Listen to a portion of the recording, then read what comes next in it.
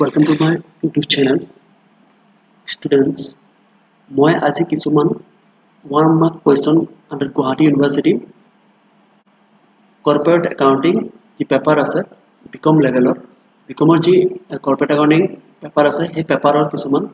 গুৰুত্বপূৰ্ণ question 1 markৰ question কিছুমান আহিয়ে থাকে এইখিনি question তোমালোকে এইখিনি question ধুনীয়াকৈ নোট ডাউন কৰি লব তো আমি স্টাৰ্ট কৰিছো প্ৰথম questionটো to write the accounting treatment of SANVAT credit in the final accounts of a company. যেটো SANVAT credit আছে final accounts তাক ক'ত দেখুৱা হয় এটো কৈছে তো SANVAT credit receivable দুটা পক্ষৰ পৰা আমি চাব লাগিব যেতিয়া আমি একাউন্টিং কৰিম মানে that means আমি যেতিয়া balance sheet আৰু profit and loss account statement of মানে SPL profit and loss account আমি বনাম তো দুটা ক্ষেত্ৰতে আমি SANVAT credit দেখুৱাব লাগিব তো এটো ক'ত দেখুৱাব লাগিব যেতিয়া আমি তাক ৰিফান্ড হিচাপে পাম এটা হল যেটা ৰিসিভেবল কৰিম মানে পক্ষৰ পৰা চাম এটা হল ৰিফান্ডৰ ক্ষেত্ৰত যেটা ক্ৰেডিট ৰিসিভেবল কৰিব লগিয়া হ'ব যেটা ইনপুট পাব লগিয়া হ'ব ট্যাক্স তেতিয়া তাত ব্যালেন্স শীটত আমি দেখাম under the head long term loans and advances আৰু সাব হেড আমি দেখাম এটো যদি ৰিয়েলাইজ কৰিব লগিয়া এবছৰ বা তাকে কমৰ ক্ষেত্ৰত এটা আদাৰ কাৰেন্ট এসেটত আমি আৰু যদি তাতকে বেছি হয় তাতছে বেছি হয় তেতিয়া হল লং টার্ম লোন এন্ড এডভান্সেস আমি তাক দেখাব লাগিব আৰু যেতিয়া আমি ফাইনাল একাউন্ট বনাম ফাইনাল একাউন্ট বনাওতে আৰু এটা কথা মনত ৰাখিব যেতিয়া ৰিফান্ডৰ ক্ষেত্ৰত SANVAT ক্ৰেডিটক আমি ক'ত দেখুৱা যেতিয়া ইনকাম হিচাপে তাক ৰিকগনাইজ কৰো যেতিয়া ইনকাম হিচাপে আমি ধৰি লওঁ তেতিয়া এইটো যেতিয়া প্ৰাপ্তি কৰো এটোক আমি statement of profit and loss যত আন্ডাৰ হেড আদাৰ ইনকাম যেটো আছে তাত আমি দেখুৱাম তো আশা কৰিছো ষ্টুডেন্ট তোমালোকে এই কোৱেশ্চনটো বুজি পাইছা তো moving to the next question write the meaning of value of right in the context of issue of right shares মানে কৈছে কি স্টুডেন্ট মানে ভ্যালু অফ রাইট এটা রাইট শেয়ার ইস্যু করা হয় আৰু স্টুডেন্ট তোমালোকে একনি ক্ষেত্ৰত যদি ৰাইট শেয়াৰ এটা ইস্যু কৰে এক্সিস্টিং শেয়াৰ হোল্ডাৰ বিলাককে ইস্যু কৰা হয় যত ইকুইটি শেয়াৰ হোল্ডাৰ বিলাকক থাকে সেই কেজনক কি কৰা হয় ৰাইট শেয়াৰ ইস্যু কৰা হয় তাৰ ভ্যালু অফ রাইট বুলি ক'লে কি বুজা যায় এই ভ্যালু অফ রাইট বুলি ক'লে এটো অকল এক্সিস্টিং শেয়ার হোল্ডাৰৰ ক্ষেত্ৰতে এটো আমি কি কৰো এক্সিস্টিং শেয়াৰ হোল্ডাৰৰ ক্ষেত্ৰতে তাৰ ভ্যালুটো তেওঁলোকে নতুন থাকিলেও তে প্ৰথমত গৈ পেলাই কি কৰিব লাগিব কোম্পানী তেতিয়া শেয়াৰ ইস্যু কৰিব এক্সিস্টিং শেয়াৰ হোল্ডাৰ কিন্তু আগৰ পৰা যিজনে শেয়াৰ কিনি ৰাখিছে সেই কোম্পানীত লগাই ৰাখিছে সেই শেয়াৰটো শেয়াৰ হোল্ডাৰ যি কেজন শেয়াৰ হোল্ডাৰ আছে সেই শেয়াৰ হোল্ডাৰ আগৰ পৰা ইতিমধ্যে শেয়াৰ খৰিদিছে বা কিনি পেলাই যদি ৰাখিছে বা লগাই ৰাখিছে সেই শেয়াৰ হোল্ডাৰ কিনিকে আমি কি কৰিম প্ৰথমত ৰাইট শেয়াৰ আমি প্ৰভাইড কৰিম আৰু এটো ক্ষেত্ৰত ভ্যালু অফ ৰাইট কেনেকৈ ক্যালকুলেট কৰা তো ভ্যালু অফ ৰাইট ক্যালকুলেট কৰি মনিটাৰী টাৰ্মছত আমি শো কৰো সদায় অংক তো আমি মনিটাৰী যেতিয়া ফৰ্মত তাক শো কৰিম তো ভ্যালু অফ ৰাইট আমি ক্যালকুলেট কৰোতে market price of the share আৰু average price of the share এটো মানে যেটো ডিফাৰেন্স হয় মানে মাইনাস যেটো কৰিলে যেটো পাম হেতু কি হ'ব value of right context of issue of right share the value of right means the value of right of an existing share মানে existing already share লৈ আছে existing shareholder যেটো right হয় subscribe কৰা to the further share issued by the company আৰু it is the value of the benefit to be received by the such shareholder when such right are exercised তেনেকুৱা ধৰণৰ right দিয়া হয় অধিকাৰ দিয়া হয় অকল existing shareholder যেটো যেটো value benefit to পায় share further subscribe কৰিবৰ কাৰণে existing shareholder right বুলি কোৱা ইয়াক মাইনাৰী টাৰ্মছত কেনেকৈ দেখুৱাই মই ক'লো যে মাৰ্কেট প্ৰাইস শ্বেয়াৰৰ আৰু তাৰ পৰা আমি এভাৰেজ প্ৰাইস যদি মাইনাস কৰি যি পাম এটো ভ্যালু অফ ৰাইট বুলি কোৱা আশা কৰিছো ষ্টুডেন্ট তোমালোকে এই কোৱেশ্চনটো ভালকৈ বুজি পাইছা আৰু তোমালোকে নোট ডাউন কৰি লবা আৰু গুৰুত্বপূৰ্ণ কোৱেশ্চন এটো বাৰে প্ৰতি এনে ধৰণৰ কোৱেশ্চন এক্সামত ৰিপিট কৰি থাকে আমি moving to the next question student the issue of bonus share must be recommended by the board of directors and approved by bonus share যেটা recommend কৰে কোনে কৰে board of director কৰে আৰু তাক approve কোনে কৰে এটো আমি খালি কৰিব লাগিব shareholder in general meeting যেতিয়া হয় কোম্পানীৰ general meeting হয় তোমালোকে annual meeting general meeting এনেকুৱা হৈ থাকে তো annual meeting বছৰকত হয় general meeting হয় তেনেকা ধৰণে বছৰটোৰ ভিতৰত তো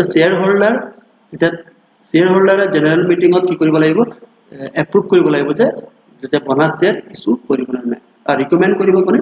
ডাইৰেক্টৰ তো আশা কৰিছো ষ্টুডেন্ট তোমালোকে এই কোৱেশ্চনটো বুজি পাইছা এনেকুৱা ধৰণৰ কোৱেশ্চন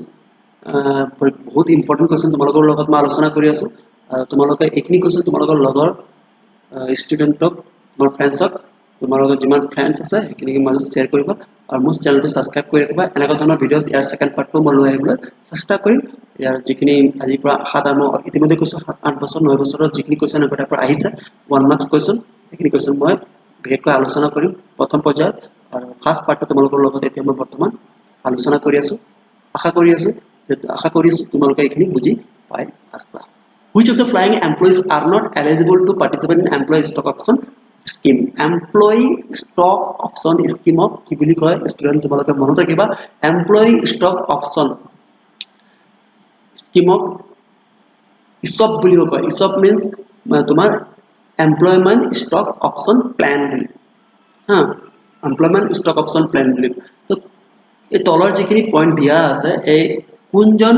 ব্যক্তি এমপ্লয়ী হা কোনজন এমপ্লয়ী এলিজিবল নহয় এই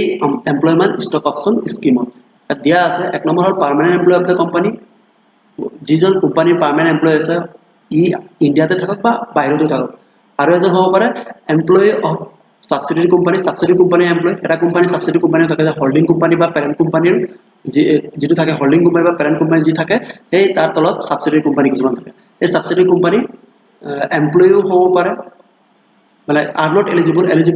হ'ব তোমালোকে ভালকৈ চাবা are not eligible হ'ব কোনজন হ'ব নোৱাৰে following employees are not eligible নহয় যোগ্য নহয় কিহৰ কাৰণে এমপ্লয়মেন্ট ষ্টক অপশন স্কিম যেটো প্ল্যান আছে হেতাত পাৰ্টিসিপেট কৰিব তো সাবসিডিয়াৰি কোম্পানী হোল্ডিং কোম্পানীৰ এমপ্লয়ী তাৰ ভিতৰত সোমাব তো 3 number an employee who is promoter of the company তো ইয়াৰ answer to hobo শুদ্ধ answer to an employee who is promoter of the company এই promoter of the company company যি promoter থাকে তেওঁ এজন এমপ্লয়ী হয় সেইজন কি কৰিব নোৱাৰে পাৰ্টিসিপেট কৰিব নোৱাৰে কোম্পানী কি কয় এইটো ক্ষেত্ৰত এমপ্লয়মেন্ট ষ্টক অপশন স্কিম বা সব যেটো কোৱা হয় এমপ্লয়মেন্ট ষ্টক অপশন প্ল্যান বুলি কোৱা হয় তাত পাৰ্টিসিপেট কৰিব নোৱাৰে বাকি এইখিনি সবে পাৰে permanent employee of the company working outside India আৰু employee of subsidiary company as well as holding company আৰু ইয়াত আউটসাইড ইন্ডিয়া আৰু ইনসাইড ইন্ডিয়া মানে ইন্ডিয়াৰো কোম্পানীৰো হ'ব পাৰে পাৰ্মানেন্ট এমপ্লয়ী কি কৰিব পাৰে পাৰ্টিসিপেট কৰিব কিন্তু এলিজিবল নহয় এলিজিবল কোন নহয় প্ৰমোটাৰ নহয় এমপ্লয়ী যিজন কোম্পানীৰ প্ৰমোটাৰ থাকে এজন eligible moving to the next question student for which purpose premium receive on issue of debenture can be used to কিহৰ পাৰপাসত ইছ্যু কৰো এটা ফেস ভ্যালু থাকে তোমালোক কোম্পানী কি দুটা টাইপৰ এটা ফেস ভ্যালু ইছ্যু আৰু এটা ইছ্যু প্ৰাইস ফেস ভ্যালু তো কৰে আৰু ফেস ভ্যালু তো কি ফেস ভ্যালু যেতিয়া প্ৰথম ফেস ভ্যালু ধৰিলো সাপোজ 100 টকা আছে আৰু পাৰ শেয়াৰৰ দাম 100 টকা আৰু এটো ইছ্যু প্ৰাইস হ'ল 120 টকা তো ফেস ভ্যালু 100 টকা আৰু ইছ্যু প্ৰাইস 120 টকা হৈছে তবে 20 টকাটো কি বুলি কোৱা হ'ব প্ৰিমিয়াম বুলি গণ্য কৰা হ'ব মানে হায়াৰ দেন দা যেটো ফেস ভ্যালু যেটা ইস্যু কৰা তাক প্ৰিমিয়াম বুলি কোৱা আহা বৈশিষ্ট্য তোমালোক বুজি পাইছা all type of fixed asset to write off capital losses to pay discount to debtor debenture যেটা প্ৰিমিয়াম হয় যাক সিকিউৰিটি প্ৰিমিয়াম বুলিও কোৱা হয় তাক ৰাইট অফ কৰিবলৈ হলে তো কোনটো ক্ষেত্ৰত হ'ব মানে ইয়াত দিয়া আছে ৰাইট অফ capital losses যেটো দিয়া আছে ইয়াৰ শুদ্ধ আনসাৰ হ'ব ৰাইট অফ capital losses বাইকিৰ জনে দিয়া আছে ডিসকাউন্ট বা loss of issue of debenture তাৰ ক্ষেত্ৰত হ'ব এনেকুৱা উদ্দেশ্যটো হ'ব পাৰে 2 নম্বৰ হ'ব প্ৰিলিমিনাৰী এক্সপেন্সেছৰ ক্ষেত্ৰতো হ'ব পাৰে 3 নম্বৰ হ'ব আন্ডাৰৰাইটিং কমিশন আৰু ইনটেনজিবল এসেট যিখিনি আছে তাৰ ক্ষেত্ৰতো কি হ'ব পাৰে প্ৰিমিয়াম ৰিসিভ কৰিব পাৰে এতিয়া কিহৰ ওপৰত ইস্যু অফ ডিবেঞ্চাৰ যেটা প্ৰিমিয়াম ৰিসিভ কৰে ডিবেঞ্চাৰ ইস্যু কৰাৰ ক্ষেত্ৰত তাক ব্যৱহাৰ কৰা হয় তেনেকুৱা ক্ষেত্ৰত এনেকুৱা উদ্দেশ্যত আমি কৰো কোনটো উদ্দেশ্যত হ'ব পাৰে কোনটো উদ্দেশ্যত আমি কৰো যেতিয়া ক্যাপিটাল লস হয় তেতিয়া আমি প্ৰিমিয়াম হিচাপে আমি ৰিসিভ কৰো ৰাইট অফ ক্যাপিটাল লসেস মানে হৈছে ষ্টুডেন্ট ক্যাপিটাল লসেস মানে হৈছে আমি যেতিয়া মেচিন এটা কিনিলো 5 লাখ টকা দি তাক বিক্ৰী কৰিলো এবছৰৰ পিছত 4 লাখ টকা দি তো 1 লাখ টকা আমাৰ কি হ'ল লস হ'ল মানে ক্যাপিটাল হয় আমাৰ ক্যাপিটাল খটাই পেলাই আমি আনিছো কিন্তু তাক লস হ'ল এই লস হ'ল 1 লাখ টকা ক্যাপিটাল লস বুলি কোৱা আশা কৰিছোঁ তোমালোকে এই কোৱেশ্চনটো বুজি পাইছা move in two the next question expenses incurred at the time of the formation of the company are termed as company যেতিয়া ফৰ্ম হয় গঠন হয় তেতিয়া যেটো এক্সপেন্সেস তাৰ লগত ইনকাৰ্ড হৈ থাকে নিৰ্দিষ্ট হৈ থাকে সেই এক্সপেন্সেস কি এক্সপেন্সেস বুলি কোৱা হয় তাক কোৱা হয় প্ৰিলিমিনাৰী এক্সপেন্সেস প্ৰাৰম্ভিক যেটো এক্সপেন্সেস এটো প্ৰিলিমিনাৰী এক্সপেন্সেস বুলি কোৱা হয় কোম্পানী এটো প্ৰথম পৰ্যায়ৰ যেটো এক্সপেন্সেস হয় next moving to the next question after the redemption of debenture the balance of debenture redemption reserves account will be transferred to this fill in the blanks আমি ইয়াৰ কি কৰিব লাগে খালি ঠাই পূৰণ কৰিব লাগে ইয়াৰ আনসাৰটো হ'ল জেনাৰেল ৰিজাৰ্ভ মানে স্টুডেন্ট তোমালোকে জানা নে জেনাৰেল ৰিজাৰ্ভ মানে কি জেনাৰেল ৰিজাৰ্ভ আছে যেতিয়া কোম্পানীয়ে when any amount is kept separate by a company out of its profit for future purpose যেতিয়া ভৱিষ্যতৰ কাৰণে কোম্পানীয়ে তাৰ প্ৰফিটৰ পৰা সেপাৰেট কে যেতিয়া অলপ সঞ্চয় কৰি ৰাখে সেপাৰেট কে যেতিয়া পইচা সেপাৰেট কৈ ধন ৰাখে কিহৰ কাৰণে ৰাখে ফিউচাৰৰ কাৰণে তাক কি বুলি কোৱা হয় জেনাৰেল ৰিজাৰ্ভ বুলি কোৱা সেপাৰেট কে সাইড কৰি পৰা ৰাখি দিয়া মানে প্ৰফিটৰ পৰা out of profit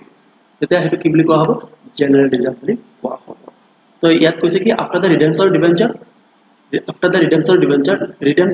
of debenture ৰিডেমশন মানে হৈছে তোমাৰ ৰিপেমেন্ট কৰা এটা ডিবেঞ্চাৰৰ ধন মানে লোন যেটা লোৱা হয় যেটা তাক পেমেন্ট কৰা হয় সেই পেমেন্টটো কি বুলি কয় ৰিডেমশন বুলি কয় ৰিপেমেন্ট বুলি কোৱা হয় এই ৰিপেমেন্ট মানে হৈছে ৰিডেমশন তো তাৰ যেটো ব্যালেন্স হ'ব ডিবেঞ্চাৰৰ ক্ষেত্ৰত ৰিডেমশন ৰিজাৰ্ভস একাউন্ট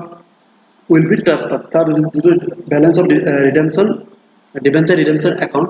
ট্ৰান্সফাৰ কৰা হয় general reserve account define absorption in the context of amalgamation of companies absorption মানে কি তো এটো আলোচনা এটো আনসারটো হ'ব absorption refer to if an existing company sell its entire business to another existing company where only the transferring company retain its identity মানে transferring কোম্পানীয়ে কি কৰিব আইডেন্টিটি নিজৰ আইডেন্টিটিটো ৰাখিব আৰু যেটো ট্ৰান্সফাৰৰ কোম্পানী আছে তাৰ মালিকীস্বত্বটো হেৰুৱাব আৰু হেৰুৱাৰ পিছত যেটো নতুন এটা কোম্পানী গঠন হ'ব এই কোম্পানীটো এডজাস্টন হোৱা বুলি কোৱা মানে যেতি আগৰ পৰা এটা কোম্পানী চলি আছিল আৰু এটা কোম্পানী আগৰ পৰা চলে দুটা কোম্পানী হ'ল এটা কোম্পানীয়ে কি কৰিলে যেটো ট্ৰান্সফাৰৰ কোম্পানীয়ে কি কৰিলে হি ট্ৰান্সফাৰৰ কোম্পানীয়ে তাৰ মালিকীস্বত্বটো আৰু এটা কোম্পানীক দি দিলে মানে প্ৰভাইড কৰি দিলে এই মালিকীস্বত্ব যেতিয়া তাৰ যিখিনি সম্পত্তি আছিল কিবা আছিল এইখিনি মালিকীস্বত্ব